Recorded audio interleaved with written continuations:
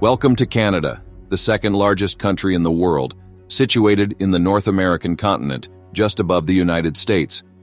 This vast land is surrounded by three magnificent oceans, the Atlantic, the Arctic, and the Pacific. In fact, Canada and the U.S. share the world's longest border, stretching an incredible 8,891 kilometers, or 5,525 miles. But did you know that a staggering 80% of the entire Canadian population resides within a mere 100 miles of the United States border? Surprisingly, 50% of all Canadians live just south of this line. One province in particular stands out in terms of economic significance, Ontario, which contributes a remarkable 38% to the Canadian GDP. It comes as no surprise that most people choose to settle in areas where economic opportunities are abundant. Consequently, the largest industries in Canada, such as real estate, mining, and manufacturing, are predominantly concentrated in these provinces. Take a look at this colored circle, which illustrates the percentage change in house prices across Canadian provinces over the last decade. The housing market has experienced an unprecedented boom, with prices doubling since the financial crisis. What fueled this housing frenzy, you may wonder? Well, it all began with the government stimulus program in 2009, aimed at revitalizing the economy. Coupled with the central bank's interest rates hovering around 1%, Canadians were encouraged to accumulate debt in order to purchase homes.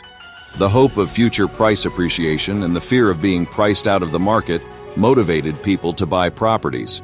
However, the past year has seen a slight cooling of the housing market due to rising interest rates. Nonetheless, many renters in Canada still find the dream of homeownership unattainable. In fact, a recent Ipsos poll revealed that a staggering 63% of Canadians who do not own a home have given up on ever owning one. Furthermore, immigration has played a significant role in driving rental demand in recent years, as many newcomers to Canada initially opt to rent instead of buying, thereby sustaining the demand for rental units. Canada is not alone in experiencing high house prices relative to rents. This phenomenon can also be observed in other developed countries like the US and UK. However, what sets Canada apart is the extent to which its consumers borrow and spend, potentially pushing their limits. Canadians allocate a larger share of their investment capital to housing compared to businesses. Astonishingly, business investment, encompassing non-residential structures, machinery and equipment, and intellectual property, accounts for a mere 9.3% of the GDP. Conversely, the strong growth in housing investment has propelled Canada's net stock of residential assets to surge by 18.9%, representing a staggering 22.0% of the nation's wealth. It's understandable why many individuals prioritize spending on housing over investing in businesses. After all, it may seem like a foolproof plan. However, we must pause to consider where the jobs come from if there is no local investment. In any economy, business investment plays a vital role in driving economic expansion. Over the long run, it allows for an increase in the overall productive capacity, enabling the production of more goods and services with the same level of labor and resources. In comparison to the United States, Canada invests significantly less in business as a share of its GDP. While both domestic and foreign individuals contribute to business investment, Canada's lower level of domestic investment is offset by foreign direct investment, predominantly from the U.S. Unfortunately, Canadian enterprises rarely capture the world's attention due to their inherent risk aversion.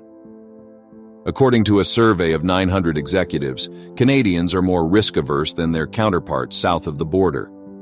At a time when Canada's partnership with America faces challenges, it becomes increasingly difficult to accept that only one Canadian company ranks among the top in the world.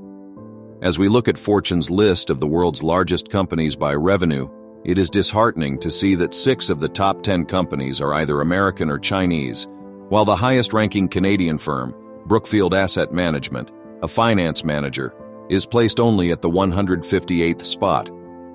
This stark contrast raises questions about the unique characteristics and traits of Canada's economy, which are undeniably influenced by its southern neighbor, the United States. Being geographically connected and sharing a close economic relationship, Canada has developed its economic policies and practices in response to the influence of the United States.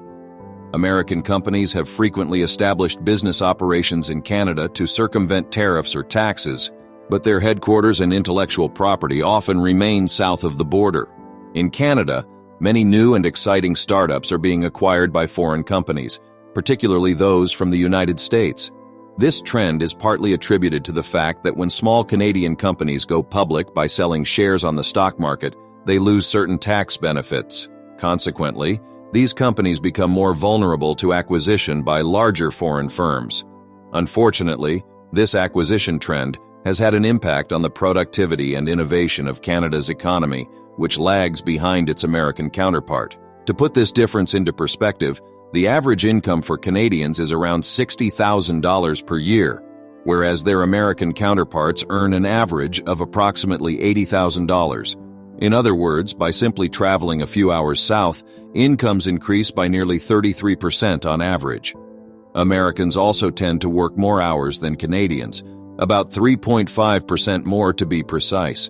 While the average American worker generates $74 of value per hour, the average Canadian worker produces only $57. This begs the question, what enables Americans to work smarter rather than harder compared to Canadians? The answer lies in the notable disparity in capital investment, machinery, tools, innovation, and per-worker capital intensity between the two countries. Canadian businesses spend around $13,000 per worker on capital, whereas their American counterparts allocate $20,500. Furthermore, Canada invests considerably less in research and development compared to other G7 countries. According to the World Intellectual Property Organization, the United States produces approximately twice the number of patents per person than Canada. Productivity growth directly correlates with improved standards of living and income per person. In 2022, Canada's income per person, adjusted for purchasing power parity, stood at $57,800, which is nearly $17,400 lower than that of the United States. So far, this income gap has not posed a significant problem, because Canadians in the lower half of the income scale fare better than their American counterparts, thanks to lower levels of inequality. In fact, inequality in the United States has always been higher than in Canada and has continued to rise throughout this period. However, despite these relative advantages, the Canadian economy still faces challenges in terms of competitiveness when compared to other developed economies. According to the IMD World Competitiveness Ranking, Canada currently ranks 14th out of 63 countries, marking its worst performance in the history of the annual survey, which dates back to 1997. The country is being outperformed by dynamic free market economies like Singapore, ranked 3rd, and the United States, ranked 10th, as well as progressive countries such as Denmark, the Netherlands, Norway, and Sweden, known for their strong labor protections and high wages. It's important to note that a competitiveness index doesn't solely measure a country's competitiveness against others. It primarily assesses its productivity. While competition is generally seen as a driver of innovation, efficiency, and economic growth, it is crucial for Canada to focus on enhancing its productivity, fostering innovation, and creating an environment that supports the growth of businesses. Around a decade or so ago, Canada was renowned for its innovative spirit, even in the face of fierce competition from larger and better-funded rivals. To maintain its competitiveness, Canada must tap into its pool of skilled and talented individuals who hail from all corners of the world. In fact, the IMD report substantiates this claim, ranking Canada as the 11th most talent-rich country globally. However, what good is talent if it migrates south of the border in pursuit of higher wages? This phenomenon, known as brain drain, poses a significant challenge. Historically, Canada has had fewer government initiatives to promote research and entrepreneurship compared to some other nations. The country's reliance on natural resources for economic growth has discouraged investment in sectors such as manufacturing, research, and business activities. Canada has long been characterized as a natural resource economy, with mining, lumber, oil, and natural gas playing pivotal roles. In 2021, natural resources directly or indirectly contributed to 17% of nominal GDP and constituted 51% of the value of Canada's total merchandise exports. However, Canada's two major exports, oil and vehicles, are both experiencing declines and may continue to do so. The costly production of oil from Alberta's tar sands, coupled with the United States' reduced reliance on imported oil, has impacted the industry. Additionally, the automotive sector has struggled to recover fully from the 2008 recession, with production dropping from its peak of 3 million vehicles in 1999 to 1.4 million in 2020. Consequently, the services sector has emerged as a source of growth for the Canadian economy. In recent years, industries such as financial services, real estate, and communications have experienced rapid expansion. Toronto, in particular, has become a new financial hub in North America, boasting a high concentration of headquarters for financial services companies in the Americas. Furthermore, Canada's banking system consistently ranks first in the G7, recognized for its soundness and prudent practices.